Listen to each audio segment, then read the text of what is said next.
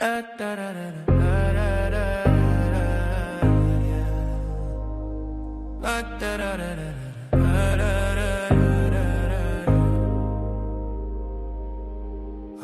exchange where the vibes gon' flow. Truth on the table, let the real one show. Welcome to the Authentic Exchange. I am Josh Bird. I am your host. And this is the very, very first episode of season number 2. I've been absent for roughly about a year, maybe a little bit more. But it's good to be back. I'm excited. One of the things that I wanted to share, I'm sure people are looking around like, man, what in the world is going on right here? I know this is my makeshift studio tonight. I made a commitment to myself to get this first episode done by the end of October.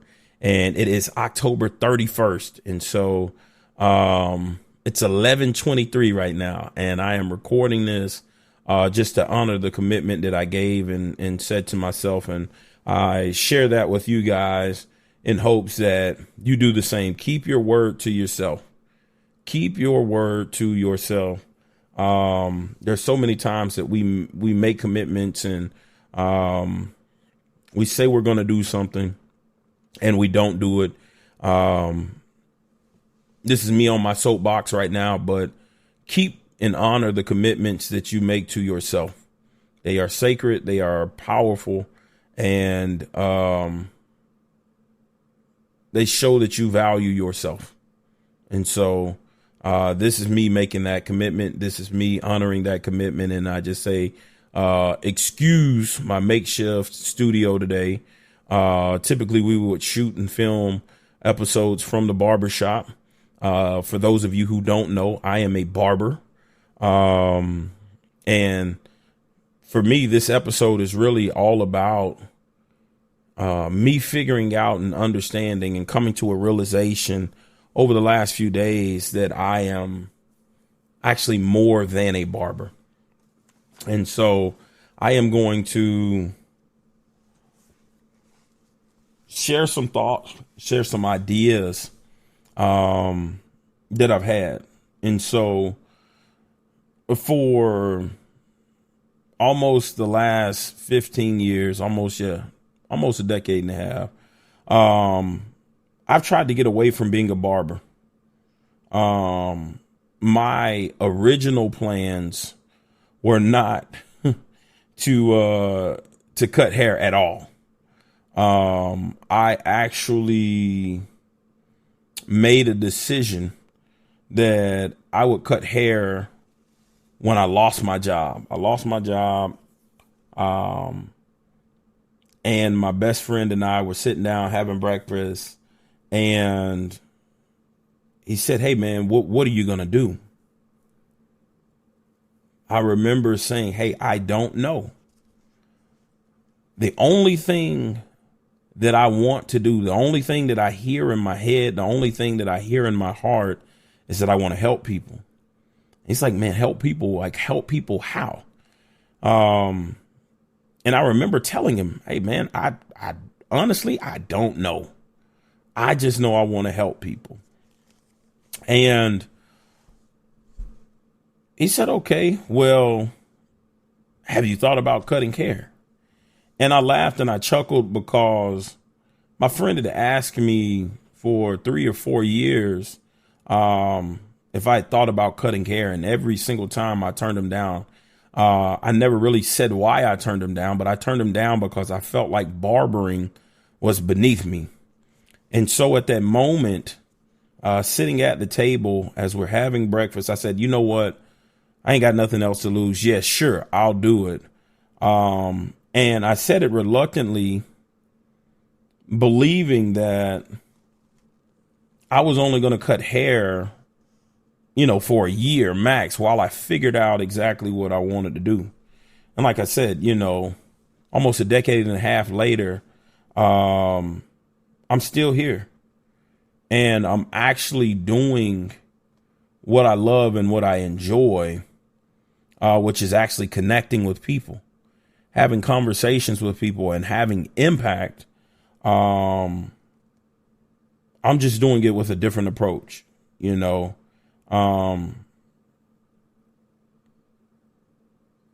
One of my favorite lines in a rap song is that relationships are our greatest wealth. And each and every single day for the last 13 years, I've had opportunities to build relationships.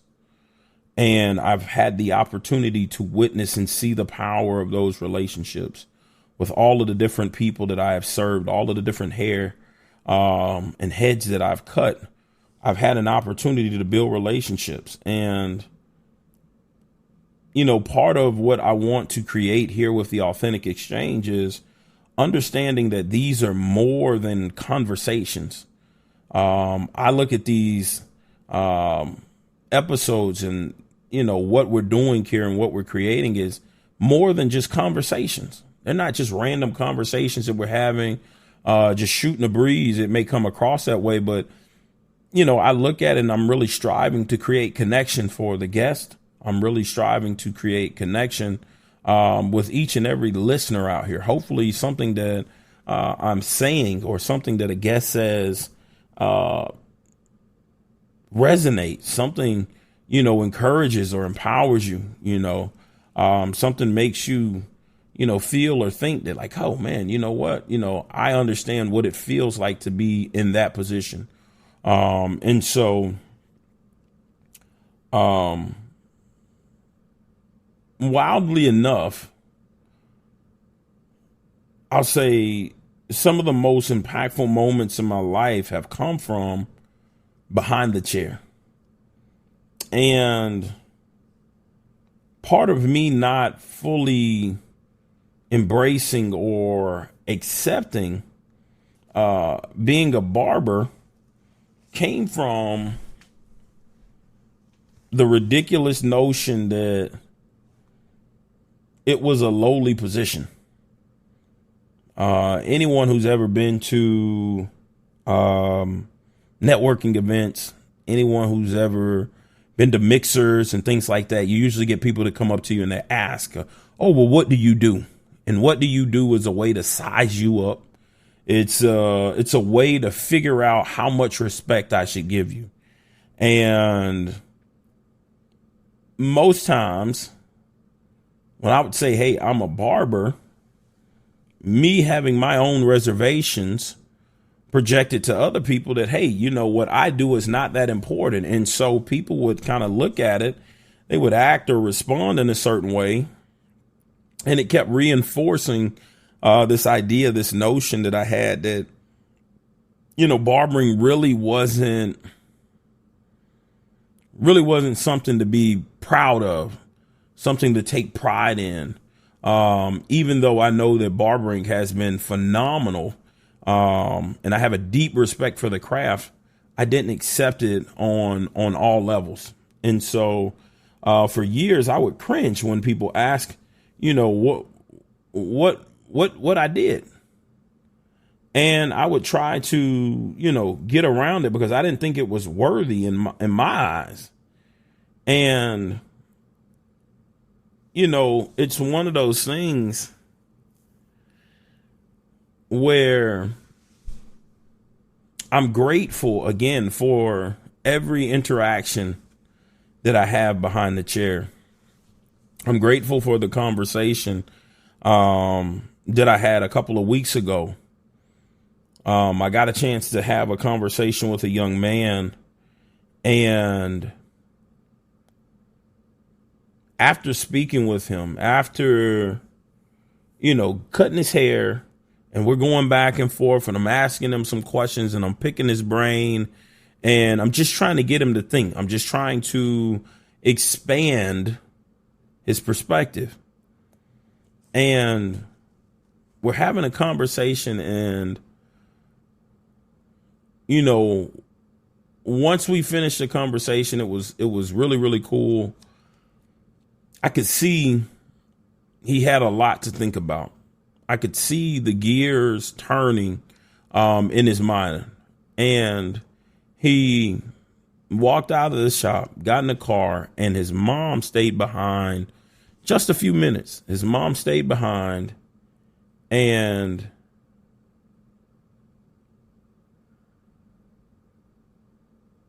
what his mom did was she said, "You're more than a barber." She said, "I want to add that to your door. The name of my barbershop is A Touch of Brilliance." She said, "You can keep that, but I want to go to your door and I want to put more than a barber." She said, you listen to people. You're a counselor. You're a therapist. She said, "You just spoke life into my son. And I just want you to know how grateful I am." And she said, "I just want you to understand that you're so much more than a barber." And it was in that moment, that's one of the greatest compliments that I've ever received while doing or being in this profession. But it really, really stuck with me, and it really made me think, wow, man, I am so much more. And it's one of those things where I couldn't see it. I couldn't understand it. I couldn't fully accept it, embrace it, because I had to get past my own, rejection of it. And no matter what position you find yourself in, no matter what career or what line of work you may be doing in the moment, never underestimate your ability to have impact in that position. That's the realization that I came to.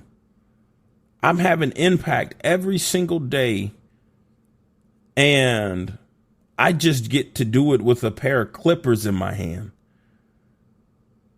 I get to connect with people. I get to, be a listening ear. I get to be a friend. I get to be so much of an influence for other people. I get to encourage folks. I get to do so much. And I get to do it while I'm holding clippers. And so it made me really, really, truly rethink, how important it is to be a barber. A barber is a man of the people.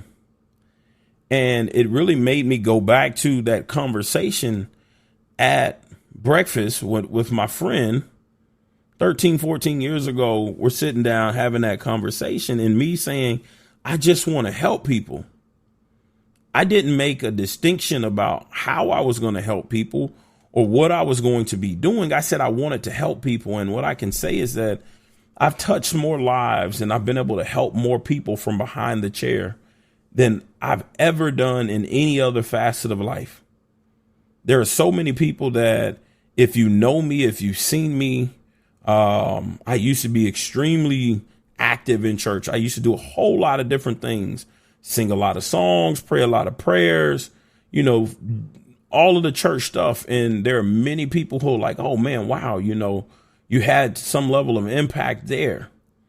And I don't dismiss the impact that I had there. I don't diminish the impact that I had there. But what I believe is that me being able to be amongst people and actually have heart-to-heart conversations, to actually talk with people, and to actually hold space for other individuals, to let them know, like, hey, man, it's cool, bro. You don't have to be perfect. I'm not perfect. I mess up. I make mistakes. I'm learning and I'm trying to figure things out. And I don't always have it figured out. To let people show up as themselves without feeling the burden of having to be someone, or trying to play a role, or trying to, be perceived, or, all the facades, all of the different stuff that we do, day to day, because we are not allowed to just show up and be ourselves, to be accepted for just being us. You know, one of the things that I value and I appreciate is the fact that I get to do that. And people value that. So, you know, I'm here to embrace the fact that I am more than a barber. I am so much more than a barber. And I am grateful because being a barber is what led me to this moment. It's what led me to create this podcast, to have this, what I call the authentic exchange, where you and I get a chance to just sit down, just to talk, just to be real. No judgment, no condemnation, no shame. As my uncle would say, I don't mind you being you if you don't mind me being me. The authentic exchange is literally this. If you look around you, this is me just being transparent. This is my makeshift office right now. It doesn't look pretty, but I'm showing up. And I'm here. And I'm here with the intention and with the purpose of trying to help and trying to be better. And so, you know, I say all of that to say that I am so excited to get this next chapter going, to sit down, to have conversations with men and women, and have other individuals share their stories, no different than they've shared with me over the years, sitting in the barber's chair, sharing those stories, but sharing those stories in a way that encourages, that shares stories in a way that helps other people understand that they're not by themselves. You know, those are the things that led me to start having conversations with people, because I realize most people don't get that. I know men don't. You guys have heard me talk about that. If you've listened to any episode, men don't oftentimes have that space where they can just say, hey, man, I'm struggling. I got this going on, or I have that going on. You know, we all need connection. We all want to be seen, heard, and understood. And so my goal is always to help people in that way, you know, and, you know, it's a blessing to be able to stand behind the chair and allow other people to do that on, you know, a consistent basis. The authentic exchange is a place for more than conversations. It's a place for connection. And the connection most of us are starved for.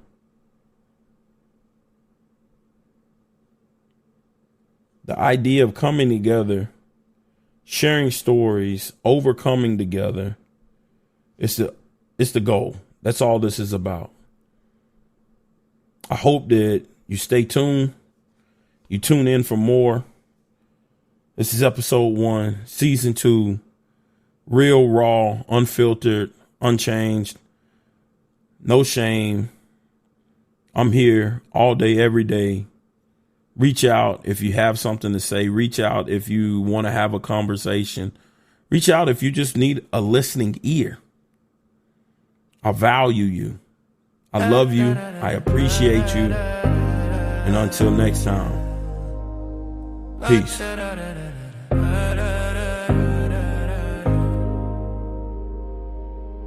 Authentic exchange where the vibes gon' flow.